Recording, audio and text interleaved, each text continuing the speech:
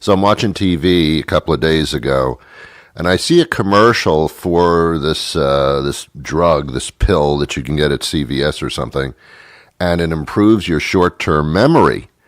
And I don't think I have a problem with short-term memory. I just would like to maintain what I have left of it. So I go to the store and I get this thing, and I get the bottle of pills, and it improves short-term memory. And I get home, and I'm excited about it. The problem is, I keep forgetting to take the pills. On the air everywhere, this is New England Broadcasting. Welcome to the Ron Van Dam Show. Hold on tight. Things can get a bit weird, if you like that sort of thing. I keep forgetting to take the pills. Whatever.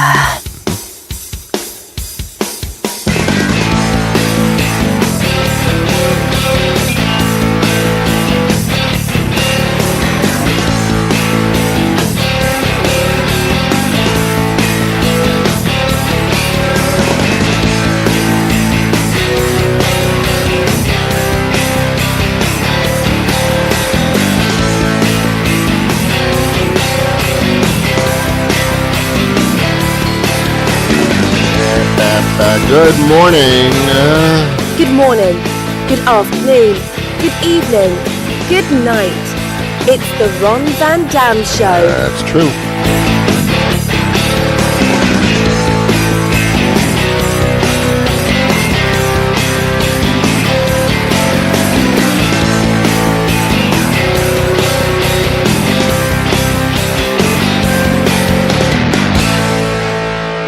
Sit back, relax, grab a cup of coffee, a cup of tea, whatever your liquid libation may be in the morning, and join us as we take a look at the world around us. As much as it's a pleasure to be with you, the pleasure is actually all yours. And now, here's your host, Ron Van Dam. Thank you, Hooli. Welcome to the program. Relax, just sit back. I will take it from here. You don't have to do anything but just sit down and shut up. It's perfect. It's a relationship that I would love to have with everybody. I talk, and you shut up. I mean, how can you not like that? I do spend a lot of time walking the aisles. I sound like a hooker. I do spend a lot of time walking the aisles of the pharmacia, formerly known as a drugstore. You can't call them drugstores anymore. They're pharmacias. And I'm perplexed by the vitamin section. I find vitamins to be an incredibly amazing aisle. First of all, as soon as you get used to where the vitamins are in your pharmacia, they change them. I don't know why. They always have to look for them somewhere. Where'd you move your vitamins to this week? Oh, okay, over there. Okay, fine. I don't understand vitamins. I don't know why they're numerically not displayed. But they're alphabetically displayed. There's vitamin B, vitamin C, vitamin D. I think there's a vitamin A. I really don't know. I don't know how high up they go in the alphabet. I don't think there's any vitamin V. I don't know. I haven't gotten to that part yet. I think when you're younger, you start with vitamin B and vitamin C and vitamin D, and you work your way up to vitamin W later on in life. I don't even know what it is. And then they have these herbal things where the H is silent, and they're berries that I've never heard of, like the elderberry and the flunaberry, and I don't even know what they do. It doesn't really matter, does it? Because they're just so stupid. Saw palmetto. What the fuck is that? What's saw palmetto? Is that like a palmetto bug and you saw it in half and you take the shavings and you... I don't know what a saw palmetto is. I don't understand these herbs. But apparently they do different things. I don't get it. There's like a finkelberry or something which apparently... makes your knuckles strong. I don't know why. I used to take a multivitamin because I figured I don't have to figure out what's in it. I'm just assuming that you've put all the crap in this vitamin that I need. I don't know what vitamin K is. I don't even know if the K is silent in that vitamin. I don't know. I don't know what it is or what it does, but I assume because you've got it in the multivitamin, it must be doing something for me. Maybe I don't need K. Maybe I've got plenty of K in my body already. Maybe it's L that I really need. I have no idea what this stuff is. I took multivitamins for years. My parents shoved vitamins down my throat continually with these little multivitamin things, the Flintstone vitamins, which I don't, that's a marketing thing. I don't think the Flintstone vitamins make you like a Flintstone. I don't know what they are. And then we got into the chewable vitamins for us pussies who don't like to swallow pills. Now everything's chewable. Have you noticed? Everything's chewable. Chewable aspirin, chewable methadone. I guess. I don't even know. I've never taken it. I assume it comes in a chewable form. Everything's chewable. Chewing gum wasn't chewable originally. In order to get the gum, it was in a pill form, and you had to take it with water. You didn't chew it. Now it's chewable, of course. I said chewable, not jewable. Stop it. Stop it. I have a great time at the pharmacy. I just walk down the aisles. Sometimes I'll wander into the area where they have the old people stuff. It scares me. It's a scary aisle. It's like Halloween to me. It's got the walkers. It's got the little raised toilet seats with the little plastic bowls right under the lid. You know what I mean? For when you have trouble going to the bathroom or something, or the seat's too low and you can't get up anymore. Oh my God. They make that stuff. They have canes when you're not able to support yourself that well anymore. I think that's over the age of 30. I'm not sure. I think 30 is where you start to not support yourself too well. Some scary, scary stuff for incontinence and adult diapers. It's a horrible section of the store. It's scary. You just realize to yourself, someday I'm going to need to walk down this aisle and buy this stuff. It scares me. Then if you look high enough on some of these shelves, you'll find the novelty items that people actually buy. They look tempting, but when you think about it, not all that interesting. That's where you find all the vibrating stuff, not vibrators themselves. That's in a different section, usually not found in a pharmacy. Now, I'm talking about the vibrating neck things. You know, they're like neck pillows, and you plug them in, and they vibrate, and it massages your neck. Sounds good upon first glance. Then they have these seat cushions that go up your back, and you plug those in, and you sit in a chair with this pad under you, and you can get all kinds of, it's like a shiatsu massage. These little rotating balls in the mat, they massage your back and your lower back, and you think, oh my God, that's got to be awesome. They have all different kinds. They have foot baths and things like, my feet haven't taken a bath in a long time. Sure, I shower and I clean my feet, and I do take little baths in my house now and then, maybe 3 times a year. I mean, who likes to lie in their own filth? I mean, what's the point of taking a bath seriously? Unless you're like trying to mimic some type of a sex scene in a movie where you got bubbles riding up your butt there. You know, you're lying in a bathtub and you got the candles going and a glass of wine. Unless you're doing that, you're just lying in your own filth, and it's kind of disgusting. But they make a foot bath. They really do. You pour water, a little warm water in there, and some Epsom salts, I think it's called, and you just stick your feet in it, and there's a little vibrating motion in there, and you get a little foot massage. They have these wonderful things at the pharmacy, but then you look at the prices, and you're like, $150? What the hell? What the $150? No, my feet don't need the massage. And if I want my neck massaged, I'll find some poor sap who'll do it for $20. Pharmacy's an amazing place. I just wander up and down the aisles like aimlessly, like I'm a lost kid looking for my parents. Then there's a section in every pharmacy. It's the as seen on TV section. It's all the crap they sell on television that they swear on television they'll never be sold in stores. They're sold in stores. And you can find them in your local drugstore. I'm sorry, pharmacia. And for some reason, all the stuff it has in the corner, as seen on TV, like nothing else is ever advertised on television but this stuff. But it's the craziest thing. All these things, for the most part, don't work. It's not that you picked up one from the store and that particular package was defective. The whole product doesn't work, ever. I wouldn't call them scams, but they're pretty close to that. There was a commercial for this one product. It's a television antenna.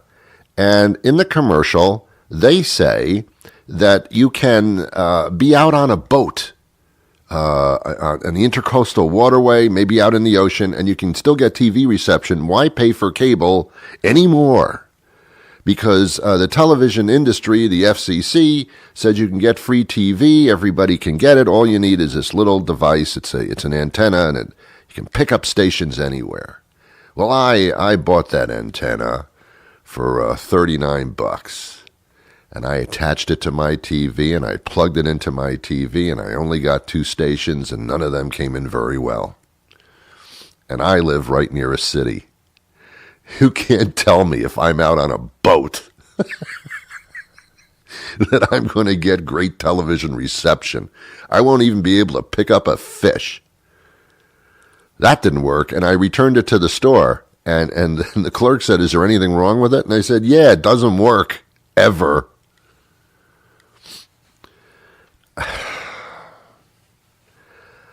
There was a product, I don't recall the name of it. You probably know it. It's a television commercial. It's a flex tape, I think it's called. Yeah, that's what it is.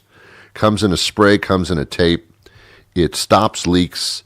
And in the television commercial, this guy saws a robot. So this guy saws a rowboat. It was a big difference between a robot and a rowboat. Saws a rowboat in half lengthwise, and then takes this flex tape and tapes the boat back together again down the middle seam, then gets in the boat and goes out on the water, and my God, the boat is floating. It's a miracle. This tape is so waterproof, it can hold a boat together that's been sawed in half, or a rowboat, or a robot. So I thought, oh my God. So I find that there's this little pinhole in one of my outdoor pipes, water things, faucets. And I figure, well, rather than call the plumber for $300-400, I'll buy this flex tape and I'll wrap it around the pipe. And according to the commercial, you can actually, this is even good on a rowboat, much less a little pinhole on my faucet. So I buy the flex tape for $29.99. Not $30, $29.99. And I say, oh, okay. So I bring the thing home and I wrap the flex tape around the pipe and I turn on the water and that water just goes shooting everywhere. That flex tape could not even stop a little pinhole in a pipe. I said, oh my, yeah, and a rowboat floats when it's, come on. I returned the tape to the store. The clerk said, is there anything wrong with it? And I said, I think there's something wrong with you. I don't think the store should be selling this crap, is what the problem is. If you need to know exactly what the problem is, you shouldn't be selling this crap. True. Give it a shot. I don't know. So I find pharmacies quite engaging in a sense. Pick up some flex tape and some vitamin K, and you're all set to go. This is your source for all the news that matters. Hard-hitting, unbiased, investigative journalism, ready to bring... Sorry, John, that's the wrong copy. Sorry, what? Yeah, no, it's not right. Is it under the Under the... Oh, yeah, it's this other sheet. That makes so much more sense. Okay. Okay, let's go again. You're listening to a podcast that has Ron Van Dam on it. It's the Ron Van Dam Podcast on New England Broadcasting.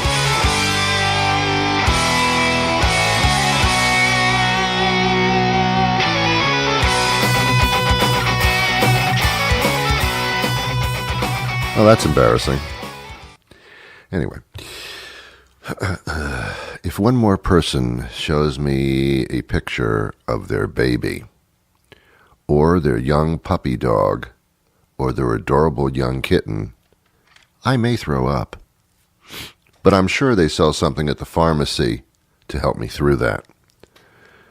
I don't know what to do when someone shows me a picture of something that they consider to be adorable. It's a very confining prison-like problem. I must, by law, respond like this. Aww. You can't not do that. If you're honest about your response, you will lose every friend you never had. Seriously. When someone shows me a picture of their beautiful young puppy dog, the puppy dog is cute, but I'm not going to fawn over it like you want me to. My response should be, so what? What do you want me? Yes, that's a cute little puppy dog. Do I need now to lose all of my senses over it? Must I drop every emotion I've ever had in order to completely fondle the idea of you having an adorable little pet? Aww. Not really my true response.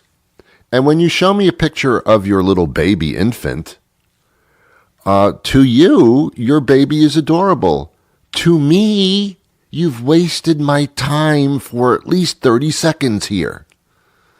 What am I supposed to say? Oh, that's your baby? Can you shove it back in? It's not that pretty. You can't say that. You can't say that. You can't. They'll deport you. You've got to fawn over it. And everybody knows you're lying. And if they don't know you're lying, then they're lying. Yes, some babies are really cute. So what? This isn't the only baby I've ever seen. You're not the only person in the world ever to have a baby. And your baby isn't as cute as you think your baby is. Now, sure, I get it. When it's your baby, nothing is more adorable or cuter. But keep it in context. That's your baby. Somebody else who has no connection to your baby is not going to find that your baby is adorable as you think it is. So this response is only placating you.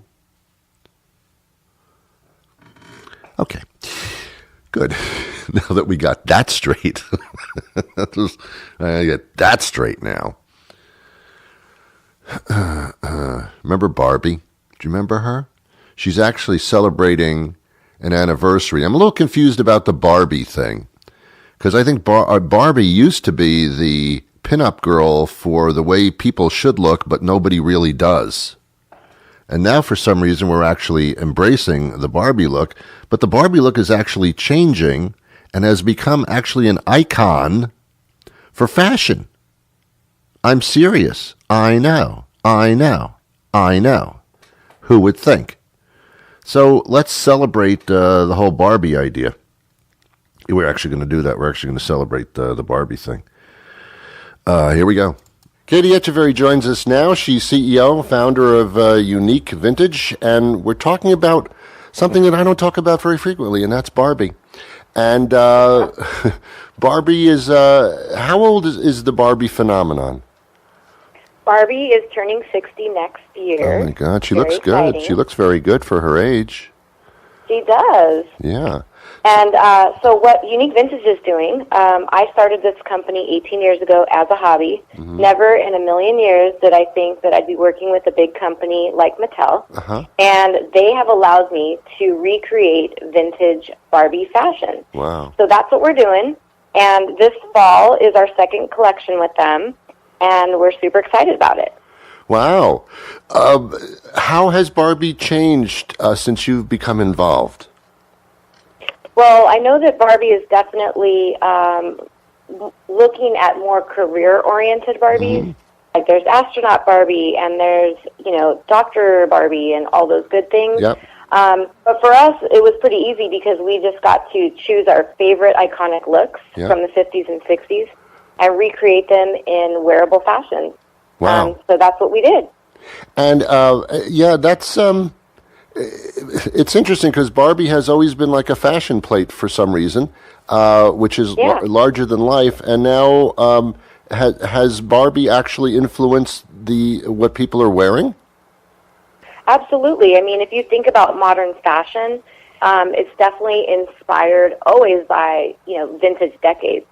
So the items that we picked are very much wearable today. One of them is it's called Black Magic. It was from 1964. And it's just a fitted black dress with a nice little cape that goes over it. So it's really wearable for any girl. We make them from extra small to 5X. So it's very size inclusive. Wow. And yeah, it's really exciting. See, that's been one of the stigmas as far as I know about it, is that Barbie has always been portrayed as a very skinny model-like entity. And for some people, it kept them in that one mode. But now not. Now it's like for everybody. I understand. That's right, and that's why I think they were, excited to partner with us because we're all about inclusivity as a company. And if you look at their more recent Barbie collections, it's definitely not what it used to be. How did you get into this business, by the way? It's a random story. I was actually a pharmaceutical rep, so go figure that I ended up in fashion. That makes sense. And I just like to go to estate sales and garage sales with my sister, and I guess I was just an entrepreneur at heart, so I started buying and selling vintage clothing online. My friend made me the Unique Vintage website for free 18 years ago, and it just evolved from there. I changed from vintage to vintage-inspired clothing, so new clothing that looks old, I guess. And here I am, with 60 employees and multi-million-dollar business. I don't even know how this happened to me sometimes. I love it when things happen and you don't know how these things happen. It's true. I do sometimes pinch myself, like, well, how did I get here? It's fun. It's funny because some people plan all their lives, these specific steps to success, and other people, it's just, well, here I am. That's pretty cool. Yeah. I mean, I always just kind of went with it, so I guess it worked out. Well, you must do well at what you do. There's no question about that. As a matter of fact, I understand that you go beyond the Barbie entity into others that we're familiar with.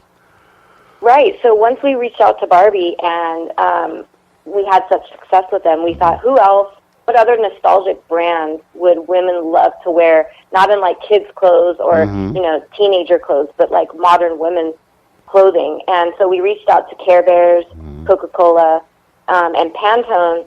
And so we're doing collaborations with them next year, as well as celebrating the 60th birthday of Barbie in the spring of next year. Very so we have a cool. lot of things lined up for us. Very cool. Now, is this new line available to everybody now? It is. You can go to uniquevintage.com. And I know that you probably won't be buying anything for yourself, but maybe you have a spouse or a sister or something, but you can shop too. Yeah, it's been a while since I've looked good in a tiny black dress, but who knows? Who knows? You never know. You never know. Thank you so much. All right, so it's uniquevintage.com, did you say?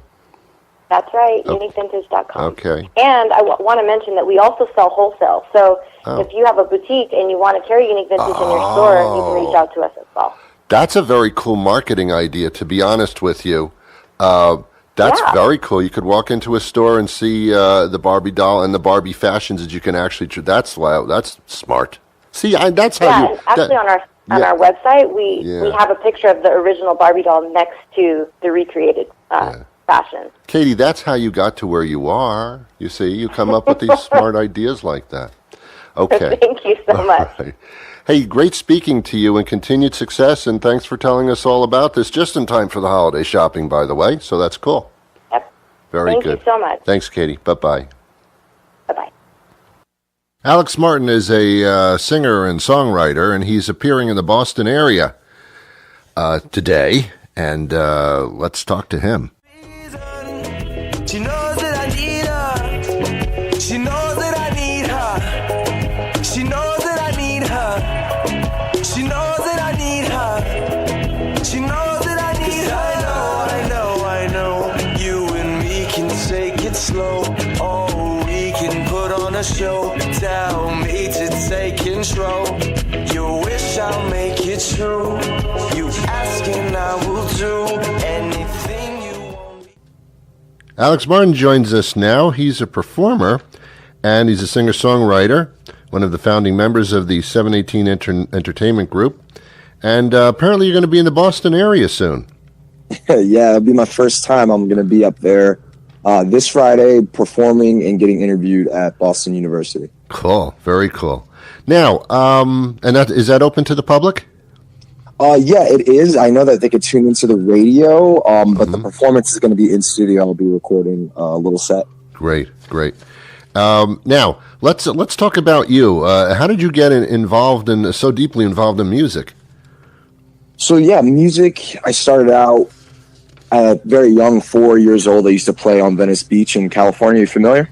Yes, very much. Yeah. So there's a lot of performers out there, and that's my hometown. So I started out playing with Beatles songs with my family, and it never really stopped. It grew from there. Mm-hmm. So growing up, I would just pick up new instruments, saxophone, guitar, bass, piano, and it kind of just grew from there.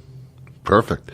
Now, I understand that your home life was a little awkward, so to speak. Did this drive you into expressing yourself through music? At first, it really did feel like a burden. It was something I didn't want to do. It was alien to me. It was more used as like a means to an end to get money. Mm-hmm. I actually was trying to put it down at 15 years old, but things happened in life where it just always popped right back up, or someone gave me a guitar. Mm-hmm. And at first it was a curse, and now it's been a blessing. And now I'm starting to see, like, if I don't take that negative, it's just going to stay a negative. So I'm trying to flip it into a positive. Okay. You spent some time in upstate New York, I understand. Yeah. I went to school up there, 4 years up in the Adirondacks, got like a full scholarship. Mm-hmm. Very lucky. I studied music and biology at a really top school. And then from there, I grew and worked at the Harlem Children's Zone in New York City, teaching music for a year to at-risk youth. Wow. And then I went on to work at like a global investment firm in Manhattan, and then left that job when the music started to really blow up. Interesting. Yeah. I lived in Rochester, New York for quite a period of time, which is not too far from where you were, actually. What a beautiful part of the country, and very inspiring, too. Actually, the most inspiring places on the globe, as far as I'm concerned, are upstate New York and New York City. I mean, those two just like flood with ideas and creativity. Oh my goodness. Perfect segue, man. Like I was listening to your show yesterday, and you were talking about this country being different, so many different climates, so many different people, so many different cultures. And I really feel like my music embodies that, because I moved around so much, and I kind of drew off of that. And then you saying this right now with New York, upstate New York being so different, the mountains. I know Rochester gets a ton of snow, and then New York City is just like the metropolis of the world. So it is. Yeah. A lot of songwriters and performers say that their songs come from the heart. But I mean, in your situation, it seems to really be the meat of it. Most definitely. When I write songs, I have a different way of writing. But my most popular method is me picking up my guitar, putting down my phone, playing chords, and then singing. And then those songs come out right then and there, like a freestyle. So like there's a track called Miles. It's going to be out on my next project. That's how that one came about. What I speak about is my story, is my truth. I'm not sitting there, trying to pretend to be something I'm not.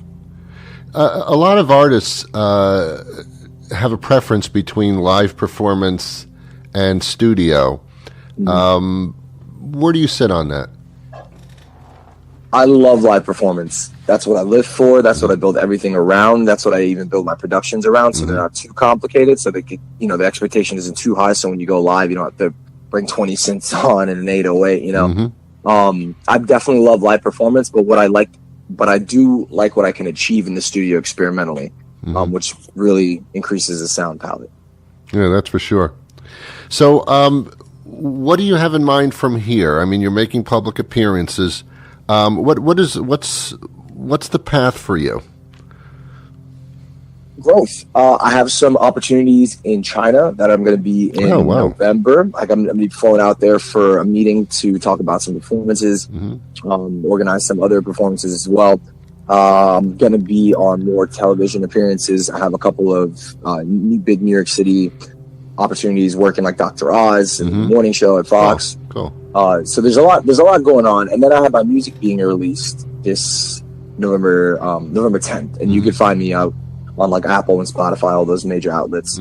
So it's really just continuing the growth, continuing the networking, the people, creating my music, sharing my music, even myself, just chiseling away at what being more succinct, being more cohesive, being more, concise about what I want to do with my art and my mission. But at the same time, I believe that sometimes you got to jump off the cliff and make the airplane on the way down. And that's kind of what I'm figuring out right now. Yeah.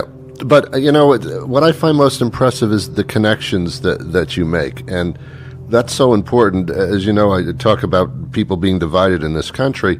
But music, and a good artist and a good performer has the ability to take music and their craft and actually bring people together where it doesn't matter who the person standing next to you is. All of a sudden, you're all enjoying the same thing. And to me, that's a real example of where people should be at.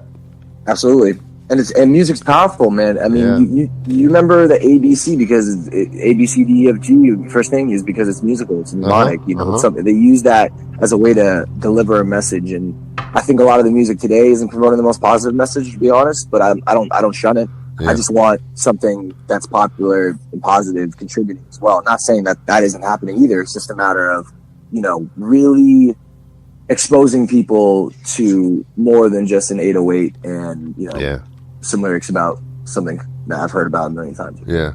I mean, if you can share your music with the world, I mean, that's probably the best thing that anybody can possibly endeavor to do. Yeah, and then nowadays with the internet, it's even easier. You can do it, yeah. And then they want to see you live, so you have to travel a little bit. Whatever. How do we get to hear your music if we can't make a live tour performance? How do we do this? I guess online we can find you. Yeah, you can follow me on Instagram at @IM_Alex Martin. I'm always showing stories I'm always posting stories and posts about what I'm doing in the studio, where I'm traveling to. So you'll probably hear stuff that isn't going to be out for a while, and then you can actually hear what's already out. My EP, New California, on like Spotify, Apple Music, iTunes, Tidal, Google Play, all the major music streaming services. Perfect. And all you have to look for is my name, Alex Martin, and then the EP, New California. Sounds easy, and I think everybody will start looking you up there, my friend. And thanks so much for your time today. You are appearing in Boston on Friday, I believe it is. Yes. Yep. I'll be playing in Boston. Any tips about where I should eat? Any tips about food? Food is a good start. Seafood. I mean, it's fresh here. It's basically you reach out your window and you got seafood. So lobster is big here. Any kind of seafood if you're into that. And the chowder, the New England clam chowder, is supposed to be better here, although I've had it in other parts of the country. It's just as good, but I don't want to say that. I don't want to make home mad. Yeah. I think the people that are hosting you would probably be the best bet for what's the best in that particular area of Boston. But yeah, it's a good time. I hope you have time to walk around. Man. Yeah. What's up? Well, thanks for having me as well, Ron. I appreciate it. Pleasure. Alex Martin, you take care. You have a great one. All right, bye-bye. Bye. Well, there you have it. I hope that this show has been somewhat educational for you, even though I realize it probably hasn't been. But that's my hope and my dream. It's been dashed. But nonetheless, hey, have yourselves a wonderful day. Really, make it the best day it can be. I think that would be really good for you. And I'll be back again the next weekday that rolls around. And until then, I wish you peace.